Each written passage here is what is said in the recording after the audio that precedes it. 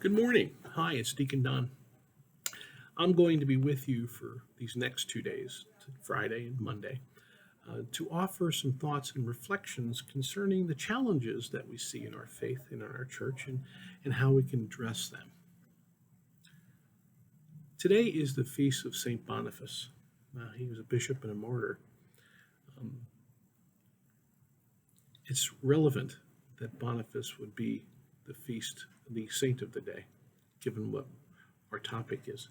He was born in 672 AD in England and died on June 5th, 754 AD, in a little Germanic village in the Netherlands. He was 82 when he passed away. He was an English Benedictine monk whose mission was to convert the Germanic tribes of Europe to Christianity. And that's why his nickname is the Apostle of the Germans. Boniface's strength was his Christian orthodoxy and his adherence to the true Catholic teachings. That was his rock, that was his foundation. His other strength was his loyalty to the Pope in Rome. And those two guiding factors really caused him to be really strong in his ability to be able to convert the pagan people of Germany to Christianity. He did so many things for that part of Europe, one man alone. Boniface lived during a very trying time. There were a lot of efforts to change the fairly new church, only 600 years old, to change Catholic doctrine to fit the worldview rather than having the world understand what Catholicism was about.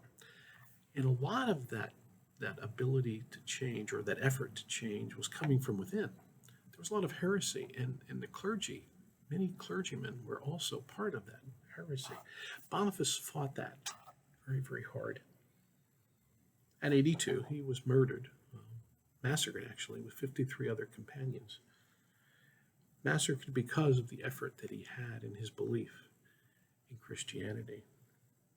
That effort to keep true to his church and to his faith, to keep true to his relationship with Jesus Christ.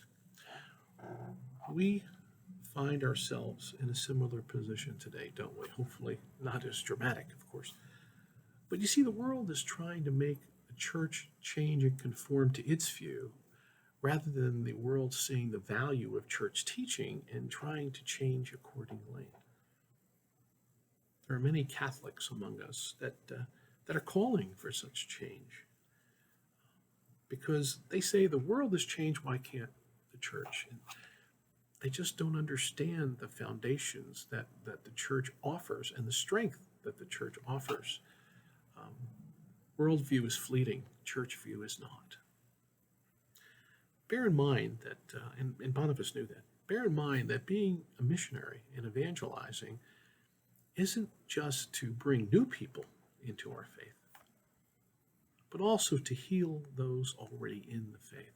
And I think that's where our role is today as missionaries, as evangelists, to heal those already in the faith. We've had a lot of struggles that have caused that to be difficult.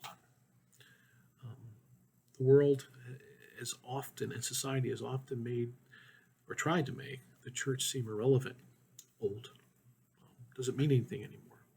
It's too outdated.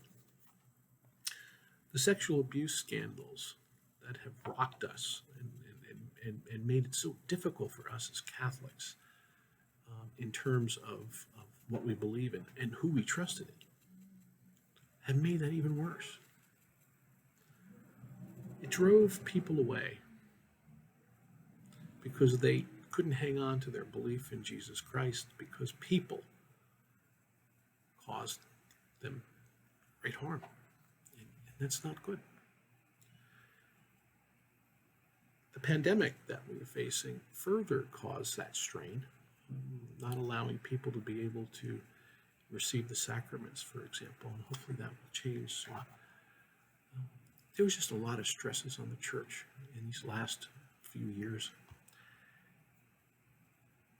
And that's something that we need to address, and something we need to have faith about.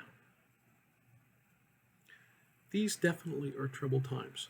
These definitely are troubled waters, if you will. Boniface faced very similar hardships, but he changed his world through these difficult times by the strength of his belief in his Catholic faith, and his commitment to our faith. And he did it one person at a time. We have strength too, and that's really the joy of what my message is. We have strength too in our relationship with Jesus. Boniface lived it, and so can we. Let me read you a passage from one of his letters, which I think is extremely beautiful. In her voyage across the ocean of this world, the church is like a great ship being pounded by the waves of life's different stresses.